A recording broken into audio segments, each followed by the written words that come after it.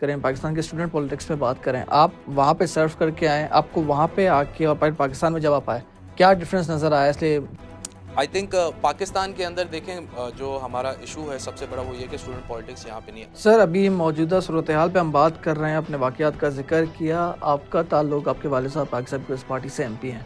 तो सर ये जो वडीराना निज़ाम का कल्चर है, इसका इल्ज़ाम पाकिस्तान पीपल्स पार्टी पे जाता है। अब ये फ्यूडलिस्टिक निज़ाम जो है ये पाकिस्तान का हिस्ट्री का एक चैप्टर ऐसा है जो कि अनडिनाइबल है हमारी सोसाइटी के अंदर, पूरे पाकिस्तान सोसाइटी के अंदर है। जब पाकिस्तान आज़ाद हुआ था, जब इंडिया आज़ाद हुआ था, उस टाइम पे भी आप देखें तो सारी प्रिंसली स्टेट थी, ट्राइबल निज़ाम हर जगह था। ये आपने शहीद फाजिल राव फाउंडेशन पे जो आप वर्क कर रहे हैं, तो सर अब आप क्या-क्या वर्क कर चुके हैं? किस तरह से लोगों को फ़ायदा पहुँचा रहा है? हमने अपना हमारे एक इनिशिएटिव जिसमें हम सिंध पुलिस के साथ we are partnering with them, हमने उनसे पार्टनरशिप करके लोगों को फ्री लाइसेंसेस। अब होता क्या है कि ड्राइविंग लाइसेंस रोज़गार है तो बहुत सारे लोगों के लिए, लोग ऊपर चलाते हैं, करीम चलाते हैं या अपना रिक्शा या बाइक या जो भी होता है, तो हमने उनको सहूलत उनके डोर स्टेप पे पहुँचाई है।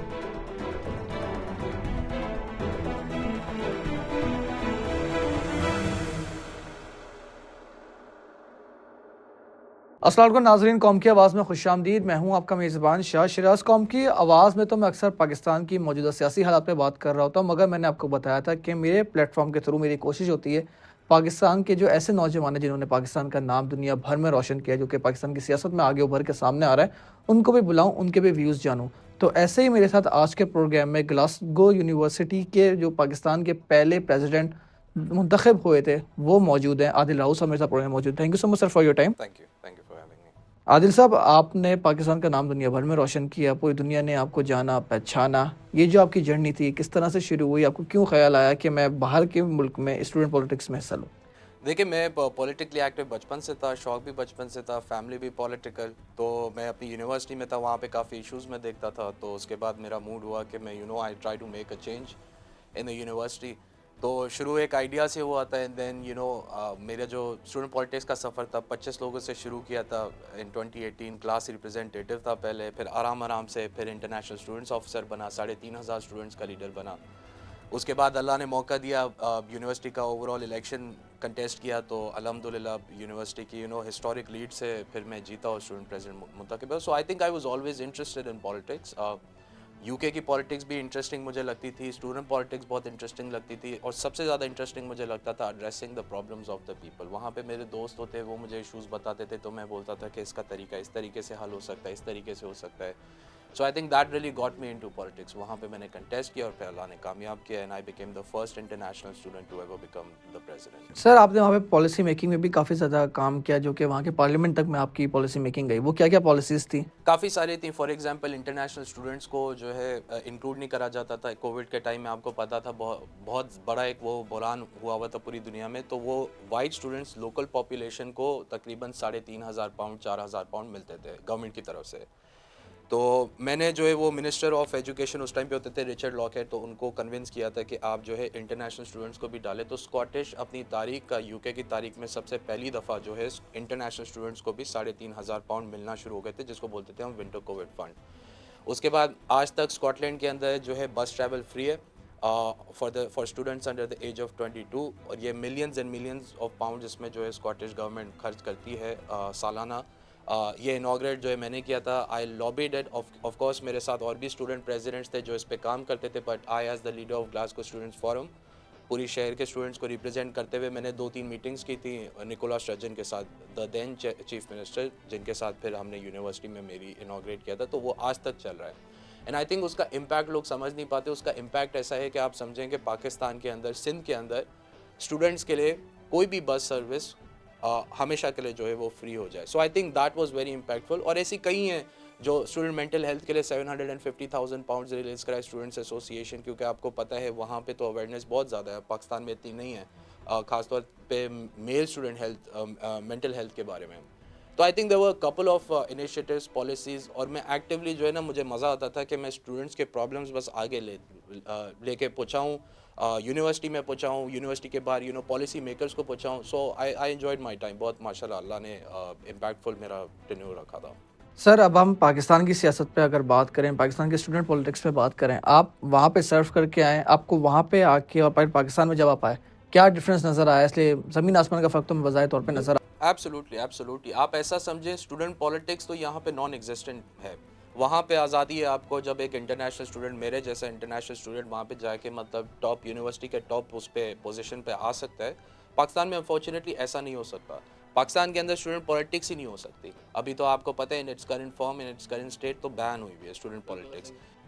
आई थिंक पाकिस्तान के अंदर देखें जो हमारा इशू है सबसे बड़ा वो ये है कि स्टूडेंट पॉलिटिक्स यहाँ पे नहीं है। अगर आप स्टूडेंट पॉलिटिक्स खोलते हैं तो स्टूडेंट्स को आप एक मौका फराहम करें फॉर ग्रूमिंग।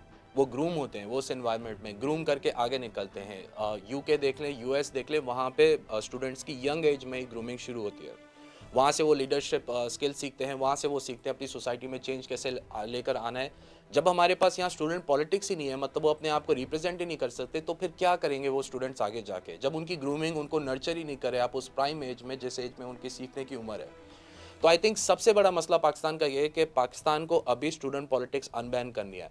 और आप यकीन नहीं करेंगे, I have tried to write a lot of articles on this. मैंने आर्टिकल्स भी लिखे, मैं न्यूज़ एजेंसीज़ को भेजता हूँ, आप नाम ले, मैंने उनको भेजा है, पर अनफॉर्चुनेटली मुझे समझ नहीं आता कि पाकिस्तान के अंदर वो क्यों इतना वो करते हैं, रिफ्रेन करते हैं कि स्टूडेंट पॉलिटिक्स पे जब भी बात आती है तो वो ना आर्टिकल पब्लिश करने की कोशिश करते हैं, ना वो किसी के ऊपर आवाज़ उठाने की कोशिश करते हैं किसी इशू के ऊपर student politics related. So I don't understand कि मसला क्या है यहाँ पे।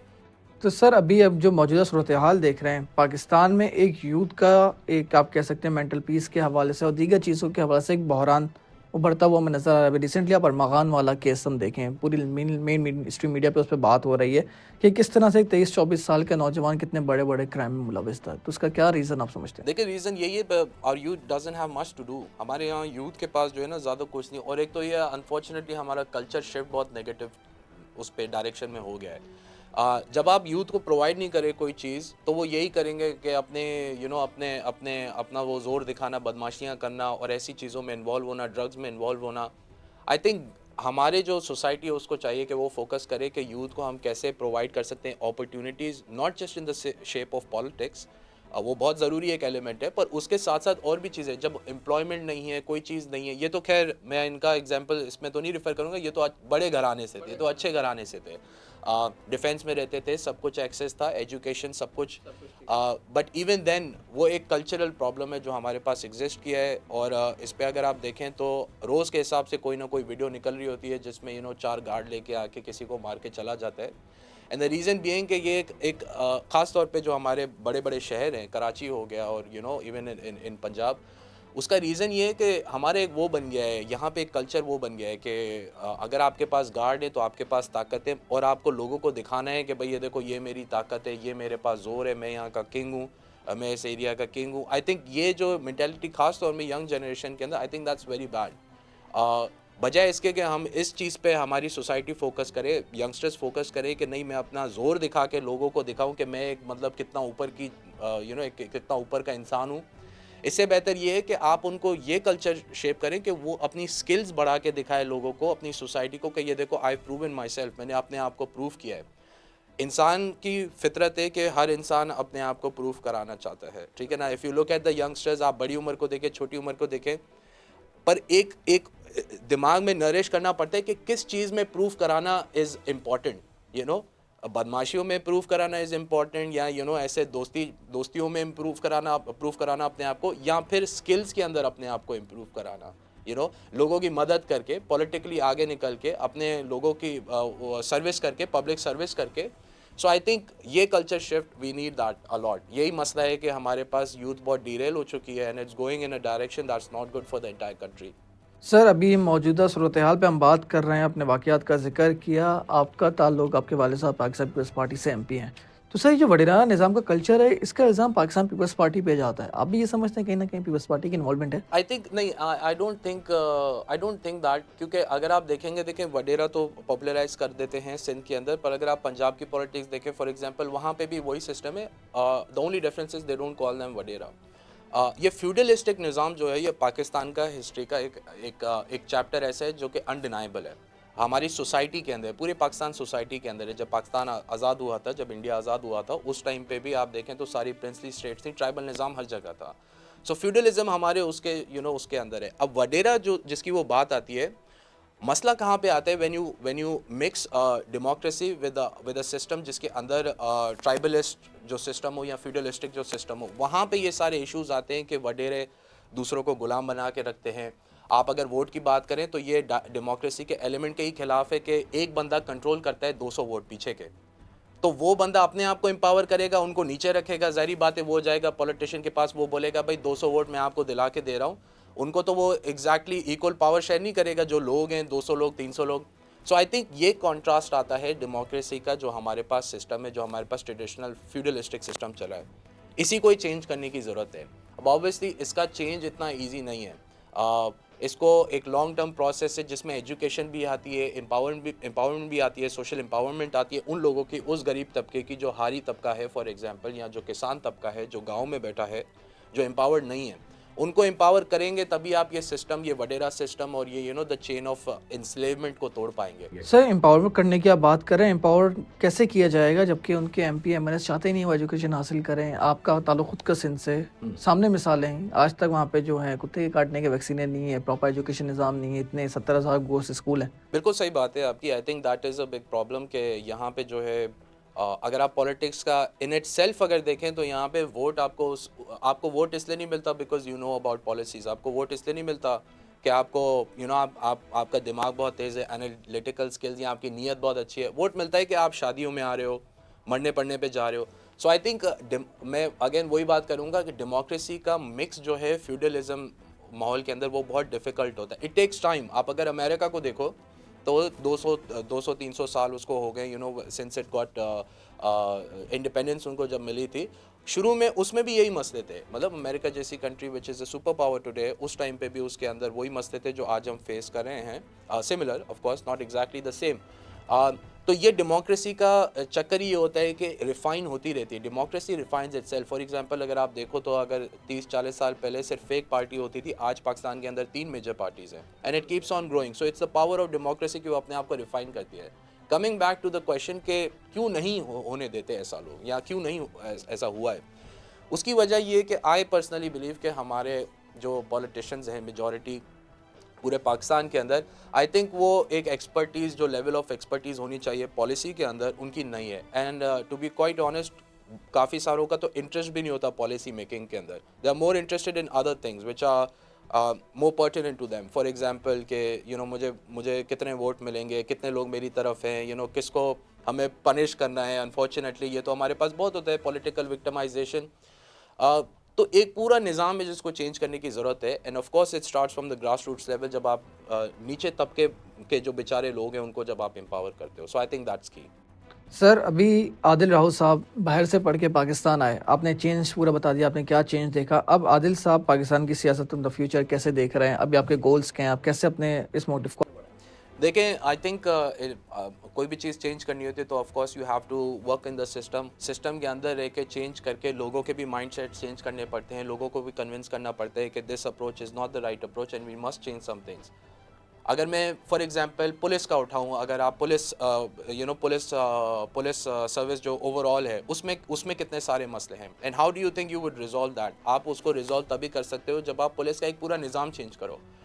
आप पुलिस वाला हायर करते हो, आप उसको कहीं पे भी लगाते हो, आपको पता है हर किसी सिस्टम के अंदर जो भी बंदा रहता है उसको पता है कि पुलिस के अंदर करप्शन, ब्राइबरी बहुत ज़्यादा है, और that makes everything else ineffective. आपको टैक्स कलेक्शन लो, इसलिए पुलिस लोग डरते नहीं हैं, लोग कानून की उसमें पासदारी में डरते नहीं हैं। कुछ चीज़ें आपको चेंज करने की ज़रूरत है। सबसे बड़ा जो उसमें होगा एलिमेंट वो होगा पुलिस का। आप पुलिस चेंज करो, वही बंदे जो पाकिस्तान में डरते नहीं हैं, कचरा ज़मीन पे फेंक देते हैं, वही बंदे यूएस या यूके में जाके जो है वो कभी नहीं फेंकते। उसका रीज़न क्या है? उसका रीज़न ये because they know the enforcement of law is very strong there, उनकी पकड़ होगी। ये परसेप्शन आपको चेंज करना है सबसे पहले। In all starts with the enforcement of law. इसी तरीके से टैक्स का निज़ाम है, जैसे टैक्स एडमिनिस्ट्रेशन, मैं तो समझता हूँ यूनिवर्सिटी ऑक्सफोर्ड में पढ़ाते हैं sir Paul Collier, who I personally admire, and मुझे मौका भी मिला था उनसे इंटरेक्ट करने का यूके के अंदर। वो बोलते हैं कि कभी कभी कुछ डिपार्टमेंट्स के अंदर इतनी इनफेक्टिवनेस और करप्शन हो जाती है कि अगर कोई और बंदा जो न्यू आता है वो करप्शन नहीं करता तो उसको पीयर स्टीम नहीं मिलता, उसके ही दोस्त, उसके ही कॉलीग्स उसको बोल रहे होते हैं यार ये तो हमारे में से है ही नहीं। So those sort of situations require करती हैं कि आप एक नया इदारा बनाओ, भले आप छोटे से शुरू करो, पर उसमें ईमानदार लोग रखो जो कि आप उनको उस डिपार्टमेंट को आराम आराम से बढ़ाओ। एंड आई बिलीव कि टैक्स कलेक्शन जैसे निज़ाम के अंदर पाकिस्तान की जहाँ पे टैक्स कलेक्शन ही नहीं हो रही, एक प्राइमरी वो है कि हमें टारगेट करना है ताकि इम्प्रूव करें। आप टैक्स कलेक्शन इम्प्रूव करें, आप पाकिस्तान के सारे मसले ख़त्म कर सकते हैं, क्योंकि आपको IMF के अंदर रिलाई नहीं करना पड़ेगा, इंटरनेशनल एड में रिलाई नहीं करना पड़ेगा। So I think internal areas बहुत है, it all starts with working with the system, convincing the people, the stakeholders कि हमें ये चीज़ें चेंज करनी है। कॉम्प्रोमाइज़ करना पड़ेगा, ज़ाहिर बात है शुरू के 3 साल 2 साल डिफ़िकल्ट होंगे, एवरी चेंज रिक्वायर्स डिफ़िकल्टीज़, पर it's not something that's not doable. बहुत बड़ी कंट्रीज़ हैं, कीनिया के अफ्रीकन कंट्रीज़ हैं जिन्होंने ये सारी चीज़ें इन्फोर्स करके अपने आप को चेंज किया, and I am pretty sure Pakistan बहुत आराम से कर सकता है ऐसा। सर आप जो हैं अभी अपने दादा के नेम की जो ऑर्गेनाइजेशन है शहीद फाजिल ऑर्गेनाइजेशन NGO पे आप वर्क कर रहे हैं, तो सर उसके क्या गोल्स हैं, उसके क्या मोटिव्स हैं? इसलिए आपके दादा की तो काफ़ी बड़ी कुर्बानी है पाकिस्तान की डेमोक्रेसी। बिल्कुल, जो हमारी ऑर्गेनाइजेशन है SFR फाउंडेशन, शहीद फाजिल राव फाउंडेशन, वो दादा की लेगेसी पे रखी गई, क्योंकि उनका मकसद और उनके एक्शंस, उनकी पूरी ज़िंदगी रही गरीब आदमी की मदद करने में थी। उन्होंने अपनी ज़िंदगी के 14 साल जेल में तो काटे ही काटे, पर हर चीज़, अपनी पर्सनल लाइफ, पर्सनल वेल्थ, हर चीज़ जो है वो कुर्बान कर देते थे गरीब लोगों के पीछे। तो उनकी लेगेसी को एक उस फॉर्म में लेकर आने के लिए हमने इदारा चलाया। The main target of this organisation is to of course target the health care crisis, water crisis and the education crisis, जो कि 3 हम समझते हैं कि फंडामेंटल राइट हैं हर उस बंदे के जो पाकिस्तान का शहरी है, जो सिंध का शहरी है। उसमें ऑब्वियसली बहुत काम करने की ज़रूरत है। फॉर एग्जांपल तालीम जो है, जब भी हम स्कूल विजिट्स करते हैं तो हम देखते हैं कि फर्नीचर भी नहीं है वहाँ पे, बुक्स नहीं है, यूनिफॉर्म्स नहीं है, कपड़े नहीं है, पैरों के नीचे चप्पलें नहीं हैं उन बेचारे स्टूडेंट्स की, जो गरीब बेचारे घरों से आते हैं। There is a lot to be done. छतों से वो गिर रही हैं, जिसको छापर सिंधी में हम लोग बोलते हैं, वो गिर रहे हैं because there is no renovations happening over there. तो एजुकेशन हो गया, हेल्थ केयर हो गया, पीने का पानी नहीं है, उसकी वजह से डिजीज़ फैलते हैं। सिंध के अंदर कितने सारे इश्यूज़ हैं, पूरे पाकिस्तान में हैं। और आपका पानी का मसला हमारा सबसे बड़ा मसला, कि फ्लड्स आ रहे हैं, अगर फ्लड्स नहीं आ रहे तो पानी बिल्कुल ही ख़त्म हो रहा है, आ रहा है पानी तो फिर बिल्कुल फ्लड्स आ रहे हैं। सो ये सारे इश्यूज़ हम लोग टारगेट करना चाहते हैं। We want to bridge the gap. I think Pakistan का ओवरऑल, सिंध का तो बहुत ज़्यादा है, पर पाकिस्तान का ओवरऑल एक गैप है इंटरनेशनल कम्युनिटी के साथ। During my time in the UK, तो वहाँ पे मैं काफ़ी सारे इंटरनेशनल ऑर्गेनाइजेशन से बात करता था। दे डू नॉट नो कि इश्यूज़ क्या हैं पाकिस्तान के, अनफॉर्चुनेटली। तो आई थिंक एक गैप है जो कि इंटरनेशनल कम्युनिटी भी वो करना चाह रही है, फिल करना चाह रही है, बट लोकली हमारी तरफ से ज़्यादा पाकिस्तान में हुआ नहीं था। तो ये हमारा एक आइडिया था कि we will bridge all the gaps, government और लोगों से जो गैप है, इंटरनेशनल कम्युनिटी और पाकिस्तान के अंदर जो गैप है, इसको गैप को फिल करके हम लोग लोगों की मदद करें, और वी ट्राई टू उनको अपने जो बेसिक राइट्स हैं, हम लोग विदाउट पॉलिटिकल इंटरफेरेंस हम उनको पहुँचाएँ। सर लास्टली आपसे सवाल पूछना चाहूँगा, आपने इतने सारे इश्यूज़ को हाईलाइट कर दिया कि इतने सारे इश्यूज़ सिंध में ख़ास तौर पे हैं, आप एजुकेशन पे वर्क कर रहे हैं अपने NGO के थ्रू। आपके वालिद साहब का ताल्लुक पाकिस्तान पीपल्स पार्टी से है, आप खुद भी पीपल्स पार्टी से ताल्लुक़ रखते हैं। तो सर हुकूमत है पाकिस्तान पीपल्स पार्टी की, तो आप ये सारे इश्यूज़ असेंबली में हाईलाइट नहीं करते, या आपके वालिद साहब जाके चेयरमैन साहब से, CM साहब से बात करते हैं, बिल्कुल करते हैं। हाँ, देखिए, ये मैंने अगेन फिर से मैं आपको ये बोलूँ, these are very difficult things which require a process. इन सारी चीज़ों में प्रोसेस होता है। अब मैं स्टूडेंट पॉलिटिक्स का ही अगर मैं रेफ़र करूँ, जैसे आपने बोला, स्टूडेंट पॉलिटिक्स के अंदर मैंने भी तजवीज़ें बहुत सारी दी, मैंने तो पूरा पेपर भी लिखा, मैंने आपको बताया। मेरे वालिद साहब ने भी, इस्माइल राऊ साहब ने बहुत जो इस पर वो की थी, इसके आप समझे कि पूरा बोर्ड भी बना था जिन्होंने डिस्कस किया कि किस तरीके से हम लोग इसको रीएनेबल करेंगे। पर देखें, पॉलिटिक्स के अंदर ये भी है कि बहुत सारी रुकावटें भी होती हैं, बहुत सारी अलग इदारे होते हैं, बहुत सारी चीज़ें होती हैं जो कि जिनको ऑन बोर्ड लेना पड़ता है, फिर उसमें भी बहुत सारे इश्यूज़ होते हैं। So it is a process, it's a slow process, but it's a process जिसको इनिशिएट करना बहुत ज़रूरी है। आप बात करें, अब मेरी भी आप समझे बहुत सारे पॉलिटिशियन से बात हुई है इस पर, मेरी इंटरनेशनल इदारों से भी बहुत बात हुई है इस पर, तो करते हैं, पर हर चीज़ में जो है थोड़ा सा टाइम लगता है। मतलब कि अगर आप समझें कि ऐसा कोई पाकिस्तान का मसला नहीं है जो आप एक दिन में जो है ना उसको रिजॉल्व कर सकते हैं। आपको बात करनी है उस पर, स्टेक होल्डर्स को उठाना है, और यही चीज़ मैं UK में भी करता था, जो मैंने अपना देखा एक्सपीरियंस में। UK में भी ऐसा ही होता है, nothing gets resolve in one day. It's about conversations, having those conversations, लोगों को भी अवेयरनेस दें। अब जैसे आपके व्यूअर्स हैं माशाल्लाह, उनको भी अवेयरनेस जाएगी कि भाई ये इशू है, this is an issue that we must target. Societal awareness, उसके साथ गवर्नमेंटल अवेयरनेस, गवर्नमेंट उस पर कॉन्वर्सेशंस करे, डिस्कशंस करे, एंड देन ब्यूरोक्रेट्स के साथ मिलके, पॉलिटिशियंस के साथ मिलके, स्टेक होल्डर्स के साथ मिलके एक वे ऑफ पॉलिसी बनाए जो कि इफेक्टिव प्रूव हो और उसको मॉनिटर करते रहे, और अगर वो पॉलिसी काम नहीं करी तो फिर उसको इम्प्रोवाइज और चेंज करें। This is a whole policy process जिसको हम बोलते हैं। तो बिल्कुल करें, जारी बात है हर चीज़ में सक्सेसफुल नहीं होंगे या हर चीज़ ऑन टाइम नहीं हो सकती है, पर ये तो मैं गवाह हूँ कि मैंने देखा है इस्माइल राव साहब को खुद इस पर बहुत ज़्यादा मेहनत करते हैं, और दीगर जो भी इशूज़ हैं, जो भी उनके पास डिपार्टमेंट्स थे या जो भी जिम्मेदारियाँ थे, उस पर उन्होंने काम किया।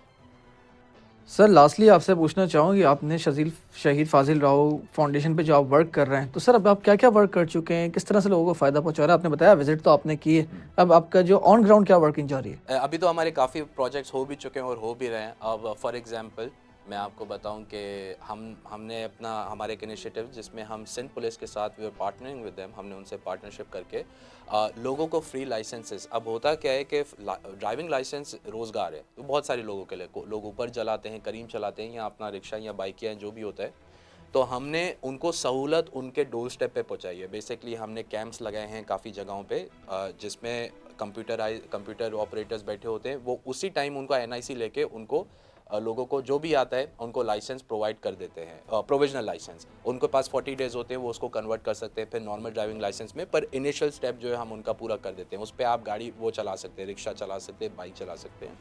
तो ये उनको रोज़गार प्रोवाइड करना है। तो अभी तक हमने 200-300 कर दिए हैं, पर ये हमारा रोज़ के हिसाब से होता है। ये एक प्रोग्राम में हमने मतलब तकरीब 200-300 हम लोग कवर कर देते हैं, लोग इतना रश वहाँ पे होता है, और ये रोज़ के हिसाब से चल रहा है। आज भी कहीं पे लगा हुआ होगा, कल भी कहीं पे लगा हुआ था। ऐसे करके हम लोग ट्राई करें कि we provide all of Sindh जितने भी हम कवर कर सकते हैं। ऑब्वियसली हमने अभी कराची से शुरू किया है। हमारी कोशिश यही है कि हम सबको एटलीस्ट प्रोविजनल लाइसेंस प्रोवाइड करें ताकि उनको इंकरेजमेंट भी हो, वो जाएं और फिर पूरा अपना ड्राइविंग लाइसेंस करें, क्योंकि आपको पता है कराची के अंदर लोग ड्राइविंग लाइसेंस नहीं मनाते क्योंकि इन्फोर्समेंट ऑफ लॉ नहीं है। उसके अलावा मेडिकल कैंप्स में हमने काफ़ी वो किए हैं। हमारे मेडिकल कैंप्स लगते हैं अलग अलग जगहों पे। फॉर एग्जांपल रिसेंट हमने मेडिकल कैंप किया था, उसमें तकरीबन 500 से ज़ायद लोगों को हमने ट्रीट किया था, और उसके अंदर आप समझें फ्लू से लेके स्किन डिजीज़ेस, बर्ड डिजीज़ेस जितने भी होते हैं उसके ट्रीटमेंट सारे उस पे होते हैं। प्रोफेशनल डॉक्टर्स होते हैं जिसको हम बुलाते हैं, वो उस डिस्ट्रिक्ट के हिसाब से, उस डिस्ट्रिक्ट के मतलब रिकग्नाइज्ड प्रोफेशनल्स होते हैं डॉक्टर, जो कि वहाँ पे आते हैं, वो इलाज करते हैं। तो ये भी हमारा जो है चलता रहता है एवरी नाउ एंड देन। ये रोज़ नहीं होता, पर इसमें ये होता है कि जब भी हम देखते हैं एवरी वीक या एवरी नाउ एंड देन हम लोग जो है ये इस्टेब्लिश कर रहे होते हैं। तो ये कुछ मतलब ऑन गोइंग हमारे जो हैं प्रोजेक्ट्स हैं। इसके अलावा और भी हमारे सारे हैं which are under the basket, अभी हो रहे हैं, विद ड्यू टाइम वो भी हो जाएंगे। फॉर एग्जांपल सोलर पैनल का हमारा है, उस पर हो रहा है। हम लोग वाटर फिल्ट्रेशन प्लांट्स लगा रहे हैं बदीन के अंदर बहुत सारे। तो ऐसे करके बहुत सारे ऑन गोइंग हमारे हैं, तो अल्लाह पाक कामयाबी देंगे तो इंशाल्लाह ऐसे ही काम हमारा चलता रहेगा। नाज़रीन, आपने पूरी गुफ्तगू सुनी। उम्मीद करते हैं कि आने वाले दिनों में ऐसे उभरते हुए नौजवान हमारे मज़ीद सामने आएंगे। मेरी कोशिश होगी कि उनकी आवाज़, उनके प्रोजेक्ट्स में आप तक पहुँचाऊँ। प्रोग्राम पसंद है, आपने फीडबैक ज़रूर दीजिएगा। That's all for tonight. अल्लाह हाफ़िज़। वॉइस ऑफ नेशन की वीडियोस देखने के लिए हमारा चैनल सब्सक्राइब कीजिए और बेल के आइकॉन पर क्लिक कीजिए ताकि आप हमारी तमाम आने वाली वीडियो से बाखबर रह सकें।